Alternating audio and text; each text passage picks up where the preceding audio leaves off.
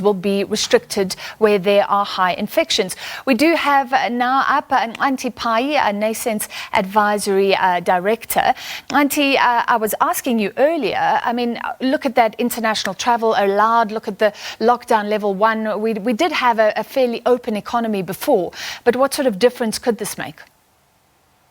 Look, I mean, I think, as we all know, as the President also said, the tourism sector is very important. It's important, of course, because it earns us foreign currency, but also because it has been one of the key areas where we've been able to actually sort of use a variety of skills and actually give people an access across the country, especially where there are grand opportunities for people to actually earn an income and much more so easily. It's also useful because it works both for the formal and the informal sector.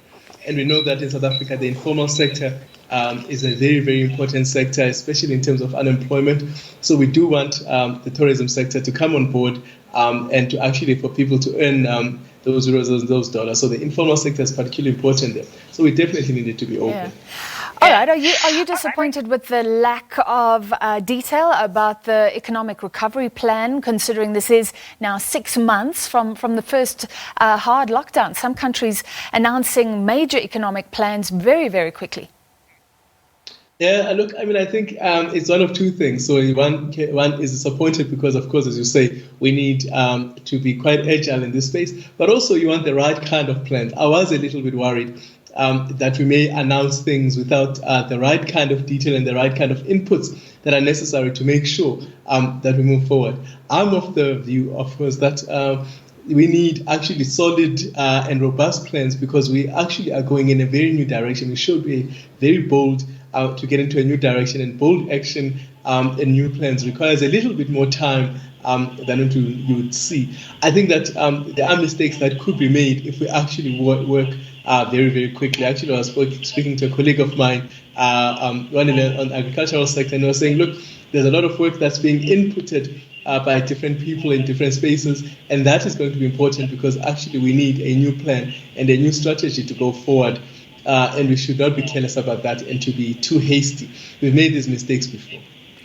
What do you expect when it comes to Eskom? Because there's been hints there that there is something agreed to by Labour, business and government for a fit-for-purpose Eskom.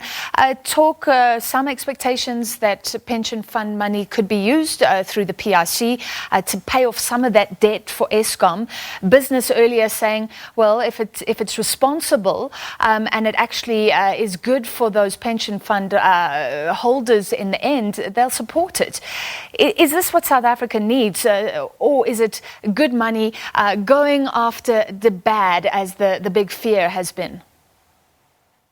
Look, I think with all the discussions that have been happening, we know that we need to invest in Eskom because there is no way if we don't, and the President speaks about this when he talks about infrastructure, that there is no way we revive the economy. We cannot build on it if we don't have a reliable energy supply. And that actually we don't make sure that people actually can rely on our energy supply. So that is something that we cannot do without. So now we have to find new ways of actually thinking about this.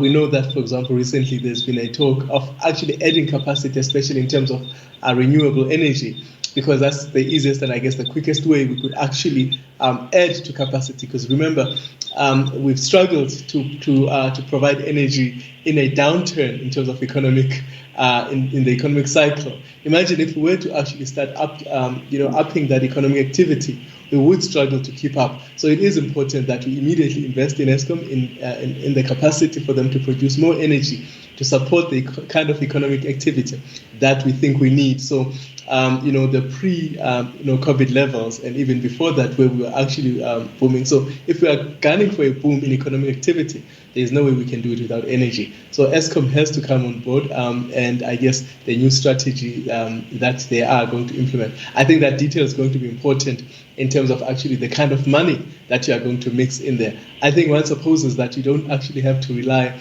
on one source of money because there are actually different other things that have been there. Also, may I remind you that there is a strategy that they said that you still need private economic partners that can, or what they call the strategic partners in the time of Minister Godan, in terms of injecting funding into Eskom and buying some of that debt and putting in money to be able to help us to regenerate, so to speak. All right. Thank you so much for that analysis. If only one day we could be talking about not a huge contraction, but an economic boom. Thank you very much. Xhanti Payi, Director at Nascence Advisory. We continue to bring you a reaction to South Africa moving to lockdown level 1. Chris Helder.